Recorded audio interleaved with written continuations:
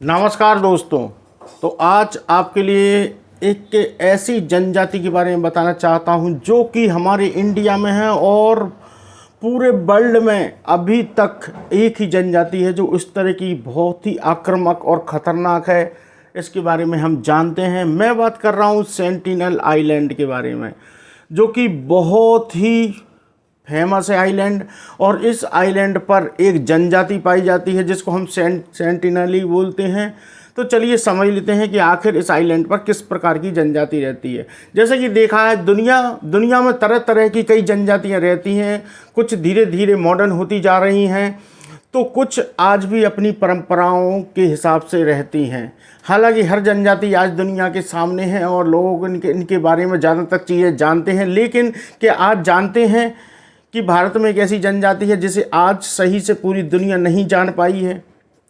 चलिए हम इस जनजाति के बारे में समझते हैं कि आखिर इंडिया में ऐसी कौन सी जनजाति है जो कहाँ पर पाई जाती है। तो दोस्तों, ये है अंडमान निकोबार द्वीप समूह के पास में, जहाँ पर केवल 50 किलोमीटर दूर ये जनजाति है। और इस जनजाति की खासियत ये है दोस्तों कि ये जनजाति आइसोलेटेड है।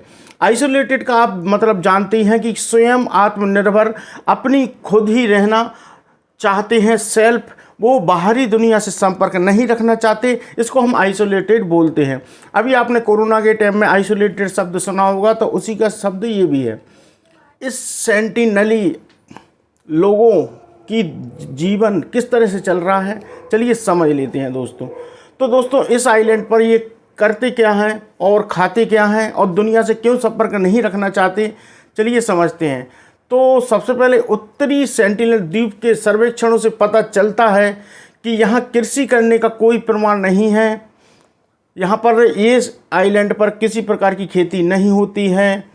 इसके साथ ही अब तक के रिसर्च से ये मालूम चला है कि यह समुदाय समूह में शिकार करता है। ये लोग मछली पकड़कर भोजन हासिल करते हैं और द्वीप पर रहने वाले जंगली पौधों को इकट्ठा करके उनसे अपना पेट भरते हैं। सेंटिनली लोगों को भारत सरकार विशेष रूप से कमज़ोर जनजाति समूह के रूप में सूचीबद्ध किया है। और सेंटिनली लोगों को बचाने के लिए ऐसा नहीं किया है, भारत सरकार ने बहुत प्रयास किया है। और इस आइलैंड पर अभी तक ज़्यादातर जो लोग गए हुए हैं वो अपनी जान से हाथ धोकर ही आए हैं, मतलब आए ही नहीं है। कहने का मतलब ये है, इस सेंटिनली लोगों की जनजाति के अंडमान निकोबार द्वीप समूह की ग्रेट अंडमानी ओघ, जारवा और शैम्पेन के रूप में सूचीबद्ध अन्य 4 जनजातियों में से एक के बराबर दर्जा दिया गया है। दरअसल इन जनजातियों को अंडमान और निकोबार द्वीप समूह आदिवासी जनजाति का संरक्षण विनियम 1956 द्वारा संरक्षण दिया गया है, जो कि भारत सरकार द्वारा दिया गया है। और साथ ही साथ यहाँ पर नेवी लगाई गई है इस आइलैंड के चारों तरफ, जिससे कि बाहरी लोग इस आइलैंड पर नहीं आ सके। चलिए कुछ इतिहास देख लेते हैं कि आखिर भारत सरकार ने इस आइलैंड पर जाने की कोशिश कब कब की। तो दोस्तों, बहुत समय की बात है, 1990-92 के आसपास अगर हम बात करें, आज से 30 साल पहले, तो एक टीम गई थी भारत की, जो कि दूर से ही नारियल देकर आई थी। इन्होंने नारियल, इनको बहुत पसंद है। इन्होंने दूर से ही कुछ फ़ोटो वगैरह हैं, आपको दिखा रहा चाहता हूँ। तो नारियल लिए और शुक्र है कुछ जानमाल की हानि नहीं हुई थी उस समय। और ये पहले ऐसे लोग हैं जो कि जिंदा वापस आए। उसके बाद बहुत सी घटनाएं घटी। एक समुद्री जहाज़ भी फंसा था बहुत पहले, और उसके बाद उन लोगों ने उस जहाज़ जो फंसा था उन लोगों को मुश्किल से भारत सरकार बचा पाई। और अगर हम बात करें, जैसे कि मान लो सुनामी आई थी, तो सुनामी में भी उनको देखा गया कि भारत सरकार ने बहुत से हवाई जहाज़ वहाँ पर भेजे उनकी जान बचाने के लिए, लेकिन उन्होंने तीर कमान चलाकर हवाई जहाज़ को वापस भेज दिया। और भारत सरकार ने हाथ जोड़ लिए कि आप आइसोलेटेड ही रहो, अपनी ज़िंदगी से खुश रहो।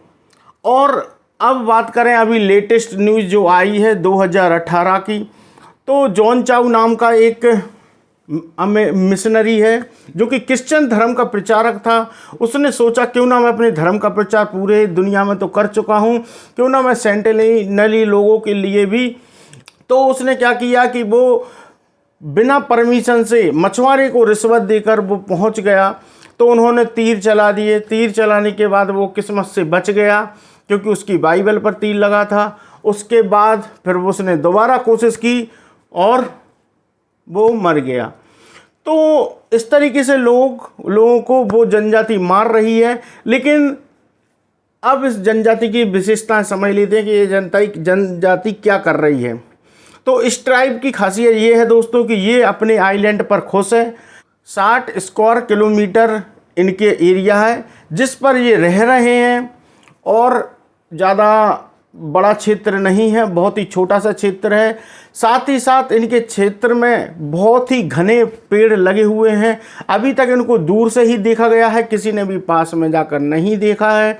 और अगर हम बात करें इनकी कुछ विशेषताओं के बारे में, चलिए समझ लेते हैं कि इनकी विशेषताएं क्या क्या हैं। इनकी विशेषताएं ये है दोस्तों कि ये लोग सेल्फ खुद रहना पसंद करते हैं। ये बाहरी दुनिया से आज तक इन्होंने संपर्क नहीं किया। जो लोग इनसे संपर्क करने आए उनको उन्होंने मार दिया इस ट्राइब ने। और साथ ही साथ ये खाना खाने के लिए मछलियों पर निर्भर है। तैरना इनको आता नहीं है समुद्र में, इसलिए ये किनारे पर से ही छोटी छोटी मछलियाँ पकड़ लेते हैं। साथ ही साथ ये फल वगैरह खाते हैं। खेती करना इनको नहीं आता है, आग जलाना भी नहीं आता है दोस्तों, और कपड़े तो पहनते ही नहीं है ये जनजाति बिल्कुल भी। तो ये आग अगर इनके पास होती है, जैसे बिजली चमकती है, एक आग ये खट्टी करके रखते हैं और सालों साल उसी से आग जलाते रहते हैं। हालांकि इन्होंने खुद आग जलाना आज तक नहीं सीखा। इसके अलावा अगर हम बात करें इनकी बीमारियों के बारे में, तो इनका इम्यूनिटी सिस्टम बहुत ही कम है इनके शरीर का। इतना कम है कि अगर अपना एक जुकाम जो हमें आ जाता है, सर्दी जुकाम, अगर इनको नॉर्मल से जुकाम भी या सर्दी लग जाती है, फ्लू वगैरह हो गया, तो इनकी डेथ हो जाती है। क्यों? क्योंकि इन्होंने बहुत सालों से दुनिया से संपर्क में नहीं रहे हैं, जिस वजह से इनका शरीर की इम्यूनिटी डेवलप नहीं हो पाई है। तो इस तरीके से दोस्तों ये आइलैंड के लोग रह रहे हैं। भारत सरकार चाहती है सेल्फ रहें। भारत सरकार ने कानून बना दिया है कि भैया उस आइलैंड पर कोई ना जाए, और जो जाएगा तो किसी की भी जिम्मेदारी नहीं रहेगी, वो अपनी जिम्मेदारी से ही जाएगा और इल्लीगल तौर पर ही जा सकता है। वीडियो कैसा लगा दोस्तों? मिलते हैं किसी नेक्स्ट वीडियो में। अच्छा लगा हो तो नीचे सब्सक्राइब का बटन है, बेल आइकन है, दबा देना। ज़्यादा से ज़्यादा लोगों तक शेयर करना जिससे कि और लोगों को भी जानकारी मिल सके। थैंक्स फॉर वॉचिंग दोस्तों, बाय।